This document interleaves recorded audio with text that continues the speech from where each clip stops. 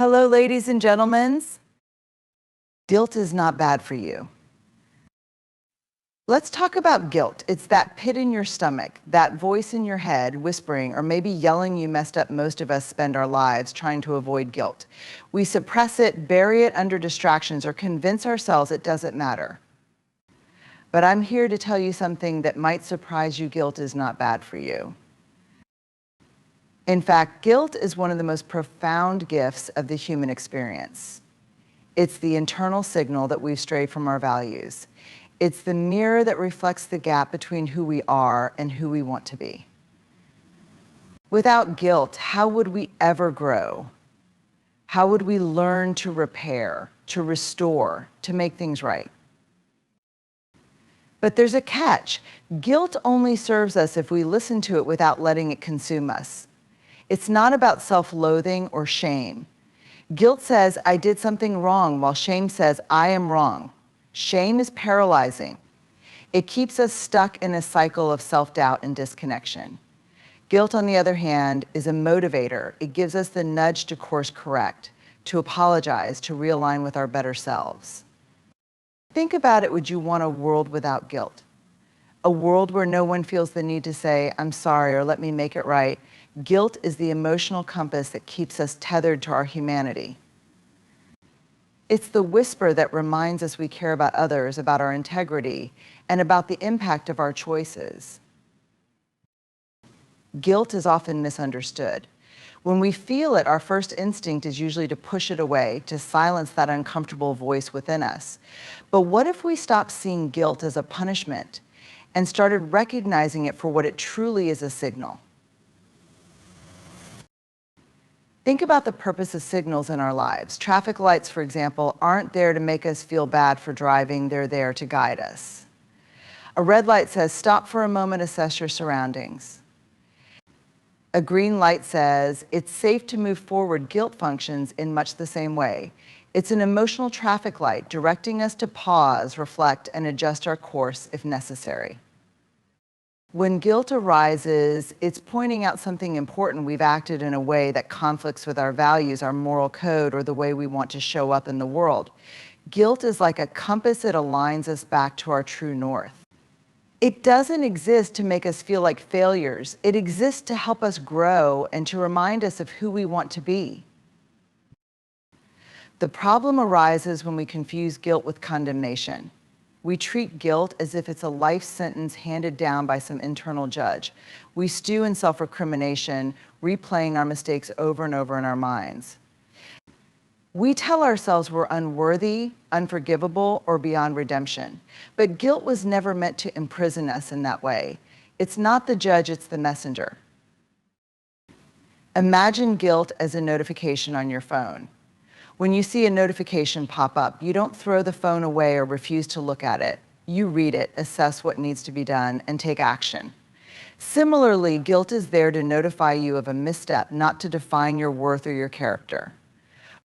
What separates guilt from shame is this: guilt says, I made a mistake. Shame says, I am the mistake. Guilt acknowledges that we're human and capable of error, but it also reminds us that we're capable of change. It gives us the chance to learn, to apologize, and to do better next time. Let me give you an example. Imagine you've forgotten a dear friend's birthday. Guilt might bubble up when you realize your mistake. It's that nagging feeling in your chest telling you this isn't the kind of friend you want to be. That's the signal. It prompts you to pick up the phone, call your friend, and say, I'm so sorry I missed your day. Let me make it up to you without guilt. You might never make that call, and the relationship might suffer. But notice what guilt doesn't do. It doesn't lock you into a permanent state of failure. It doesn't say you're a terrible friend and you'll always be one that's shame creeping in, and shame has no business in this conversation. When we treat guilt as a sentence instead of a signal, we rob ourselves of its power to guide us. We allow it to fester and weigh us down instead of letting it spur us into meaningful action. But when we embrace guilt as a temporary state, an emotional prompt to reflect and respond, we unlock its potential to help us grow. So the next time guilt shows up in your life, don't fear it. Don't let it overwhelm you.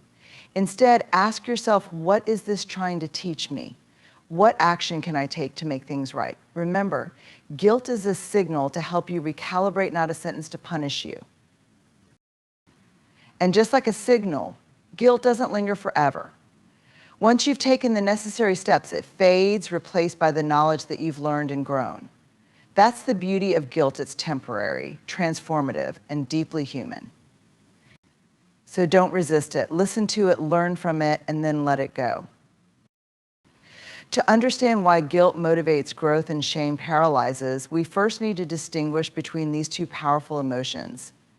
At first glance, guilt and shame might seem like siblings, both arising when we feel we've done something wrong. But dig deeper and you'll see they come from entirely different places and they take us to entirely different destinations. Guilt is outward looking while shame is inward turning. Guilt arises when we focus on an action we've taken that doesn't align with our values or the person we aspire to be. It's tied to behavior. For example, if you break a promise to a friend, guilt might say, I let them down, I need to apologize and make amends. Guilt acknowledges the mistake, but leaves the door open for reconciliation, learning, and growth. Shame, on the other hand, goes deeper and feels heavier. It's not just about what you did, it's about who you believe you are. Instead of saying, I made a mistake, shame whispers, I am the mistake.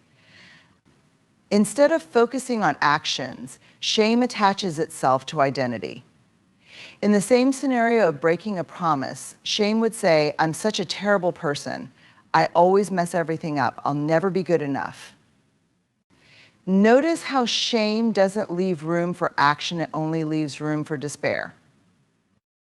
This distinction is crucial because the way we interpret our feelings determines how we respond. Guilt as a catalyst for growth. Guilt has an inherently constructive quality.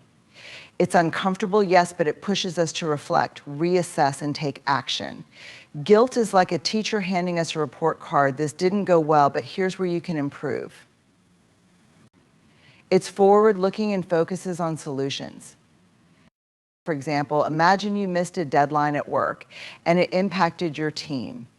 Guilt might lead you to acknowledge the mistake, apologize, and take steps to ensure it doesn't happen again, perhaps by managing your time better or setting earlier reminders.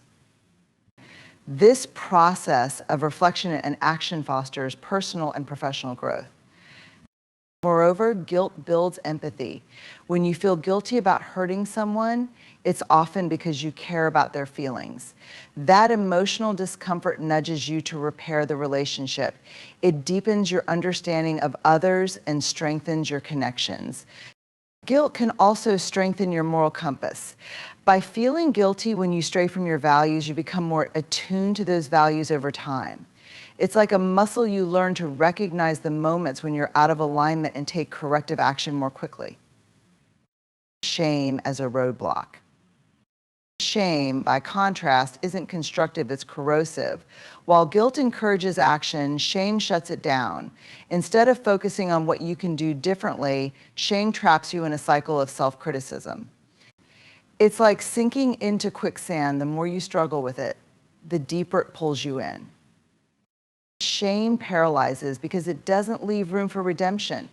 If you believe I am unworthy, then why even try to change? Why apologize? Why strive to do better next time? Shame is isolating. It makes you want to hide, to disconnect from others, because you're convinced that if they saw the real you, they wouldn't accept you. In this way, shame doesn't just affect your actions, it affects your relationships. When you're stuck in shame, it's hard to be vulnerable, to admit mistakes, or to ask for help. And without vulnerability, there's no growth, no healing, and no meaningful connection. Choosing the path of guilt over shame. It's not always easy to separate guilt from shame. The two emotions can feel tangled, especially when we've been conditioned to equate mistakes with unworthiness. But here's the key: you have a choice.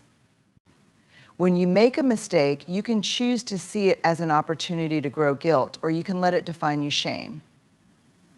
Choosing guilt over shame means embracing the belief that your actions do not define your worth. It means recognizing that mistakes are part of being human and that every misstep is an opportunity to learn. It also means practicing self-compassion.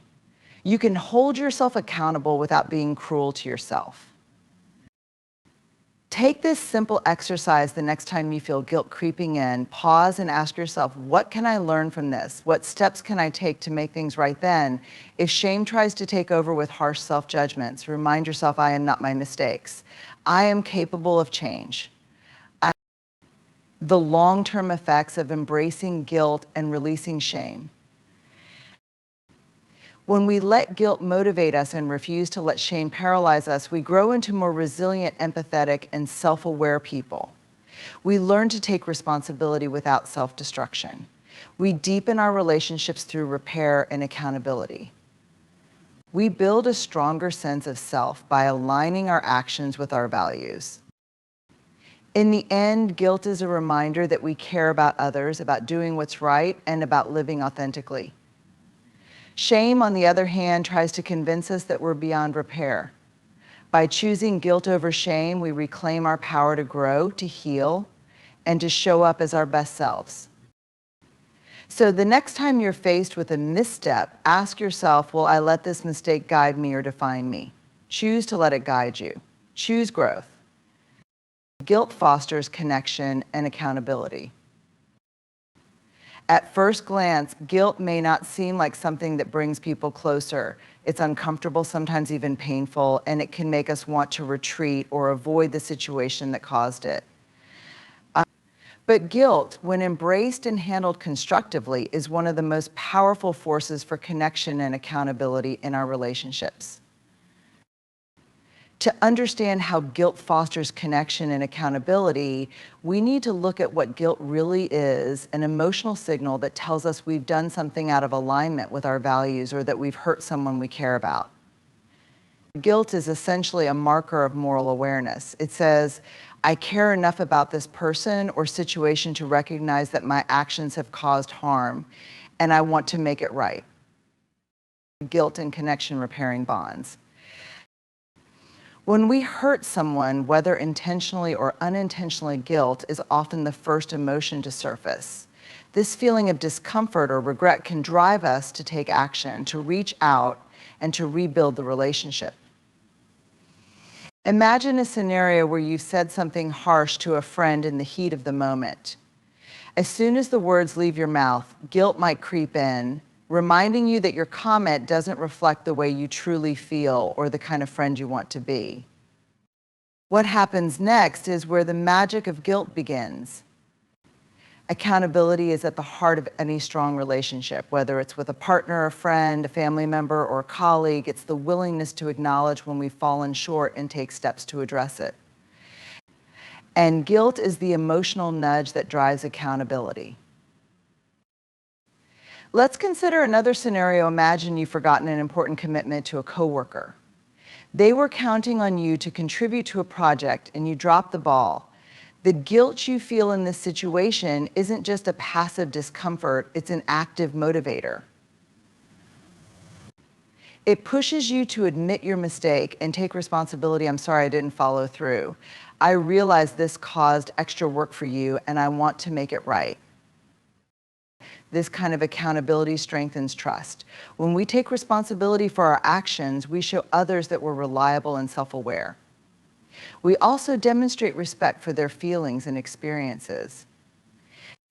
By contrast, avoiding accountability through denial, excuses, or deflection erodes trust and weakens relationships. Guilt is also a tool for personal growth.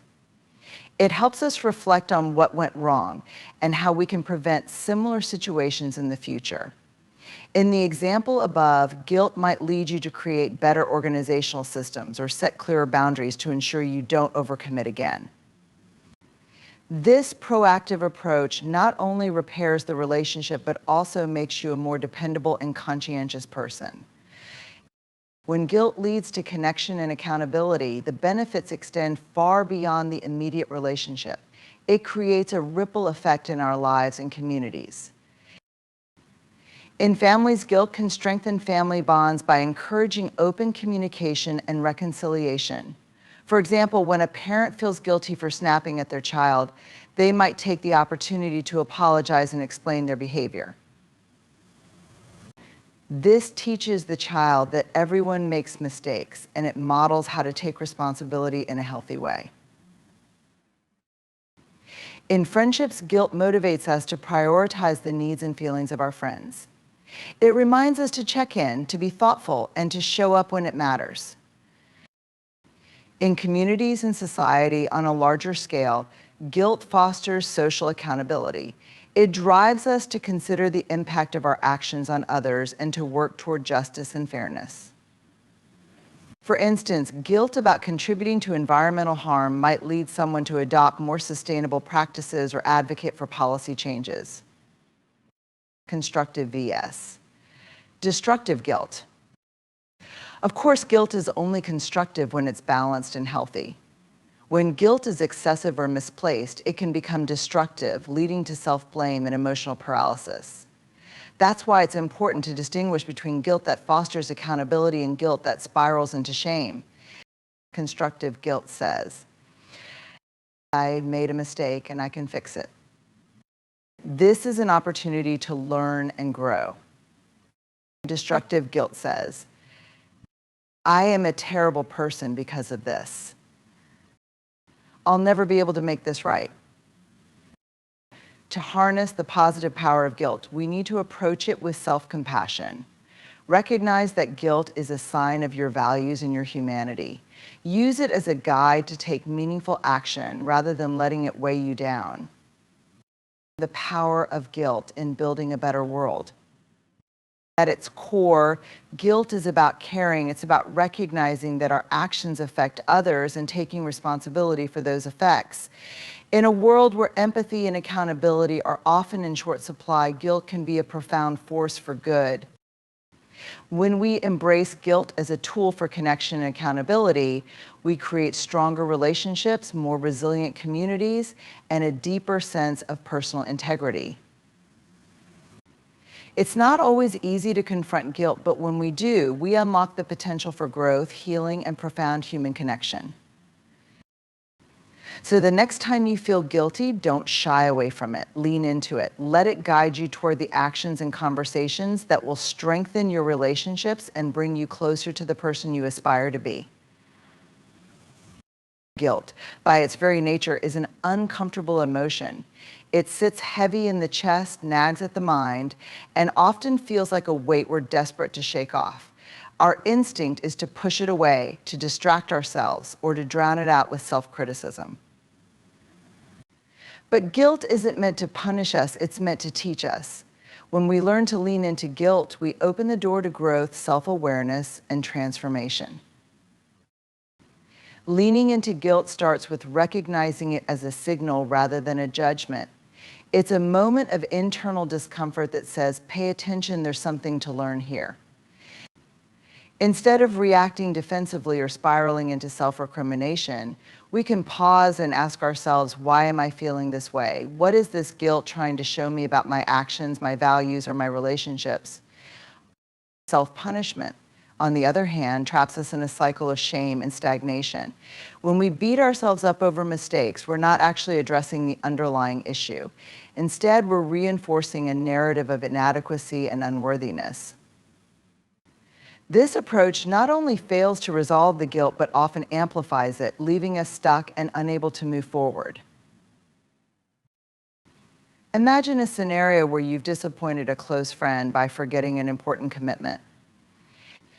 Leaning into guilt might look like reflecting on the situation with honesty and compassion. I let them down, and I feel bad because I care about this relationship. What can I do to make it right?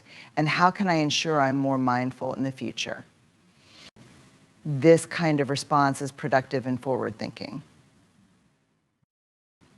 Now contrast this with a response rooted in self-punishment. I'm such a terrible friend. I always mess things up. They probably hate me now. This mindset doesn't lead to action or resolution. Instead, it keeps you mired in negativity, disconnected from the person you've hurt, and less likely to address the issue constructively. The key to leaning into guilt is practicing self-compassion alongside accountability. Self-compassion doesn't mean excusing harmful behavior or avoiding responsibility. It means approaching yourself with the same kindness and understanding you would offer to someone else.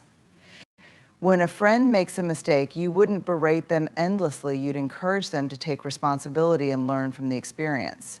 Why should you treat yourself any differently? Leaning into guilt also requires a mindset shift, viewing mistakes as opportunities for growth rather than evidence of failure. Mistakes are inevitable because we are human. What defines us is not the absence of mistakes, but how we respond to them.